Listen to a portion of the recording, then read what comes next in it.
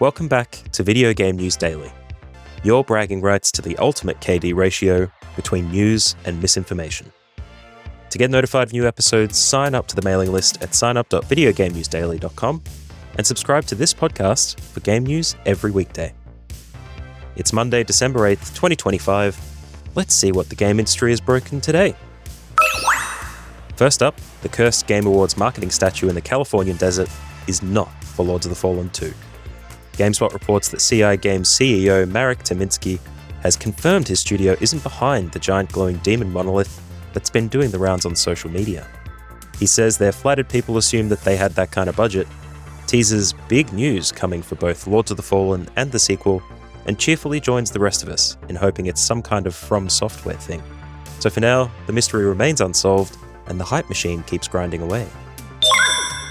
Sticking with the Game Awards, Polygon has a piece pointing out that while the voting jury is more diverse and international than ever, the actual nominees still look very familiar.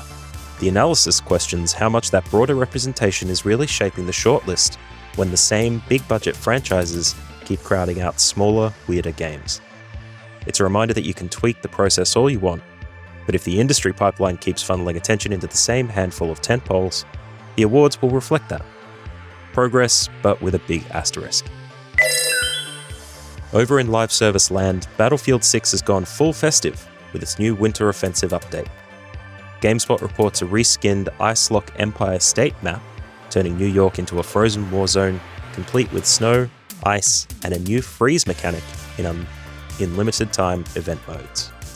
There's also a new ice climbing axe that doubles as a melee toy, plus an event reward track for cosmetics and XP boosters. Underneath the seasonal fluff, DICE has pushed a huge round of fixes for movement, hit registration, vehicles, and audio. Because nothing says holiday spirit like one last stability patch. Dave the Diver is heading into the jungle, and apparently into your cozy life sim brain. GameSpot's chat with director Jae-ho Hwang breaks down the In the Jungle expansion, which trades the laid-back sushi bar for a new setting with fresh wildlife, villages, and slower-paced day-to-day activities. The idea is to lean more into the Animal Crossing-style routine and relationship building, without losing the core dive, haul stuff up, make food loop.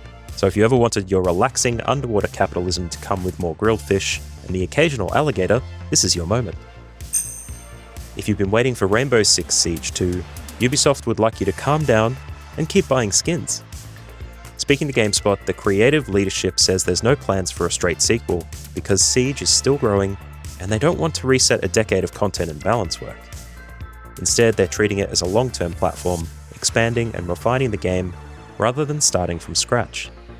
That's good news if you've sunk hundreds of hours and a small fortune into operators and weapon charms, and slightly less good if you are hoping for a clean break from all that. In career moves that instantly fuel 500 speculation threads, Fallout co-creator Tim Kaine has joined Obsidian full-time. GameSpot reports that Kaine won't say what he's working on and is actively telling fans not to bother guessing. So naturally everyone is guessing anyway. The piece also notes that he's apparently made friends with a squirrel, which is the kind of detail that will absolutely be turned into an in-joke NPC somewhere down the line. Whatever this mystery project is, it's a reminder that the CRPG Old Guard still has cards left to play. Bad news for ARPG grinders, Path of Exile 2's full 1.0 launch has been delayed again. Grinding Gear Games tells GameSpot that while they're still aiming for a 2026 window, they certainly wouldn't want to slip into 2027, which is about as reassuring as it sounds. The delay is framed as the usual, we want to polish the campaign, balance, and endgame properly, with ongoing feedback from early access shaping the roadmap. Translation, it's going to be big, but you might want to pace yourself with your current loot treadmill. On the corporate side of things, Netflix has decided it doesn't own enough of your free time and is now buying Warner Brothers.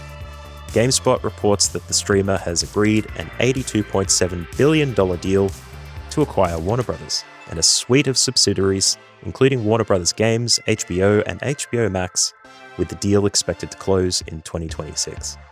That would put studios like Rocksteady and NetherRealm under Netflix's control, raising all the usual questions about strategy shifts, licensing, and how many more subscription services we can reasonably juggle. For WB Games staff and fans, It's yet another reminder that your favorite IP is really just an asset on someone's balance sheet. Suda51's next fever dream, Romeo is a Dead Man, now has a firm release date in February. According to GameSpot, it's an ultraviolent bounty hunting and action game that hops across multiple timelines, which sounds exactly like the kind of pitch you'd expect from the creators of No More Heroes. It's also landing in what's already shaping up to be a packed month, so expect it to become one of those games which everyone says they really want to get to right after clearing their backlog. In other words, it's on brand for both Suda and the modern release calendar. Finally, a bit of actual long-term strategy. Krafton is doubling down on India. Times of India reports that the Battlegrounds mobile India publisher plans to invest around 200 million, about Rs 1800 crore, into Indian gaming, fintech, and digital media over the next 3 to 4 years, alongside expanding its Bangalore development hub. Krafton says it's largely insulated from India's crackdown on real money gaming and sees clearer esports regulation as a positive. It's a big vote of confidence in India's growing player base and dev scene, and a reminder that while Western markets flap about subscriptions, other regions are quietly becoming the next big battleground.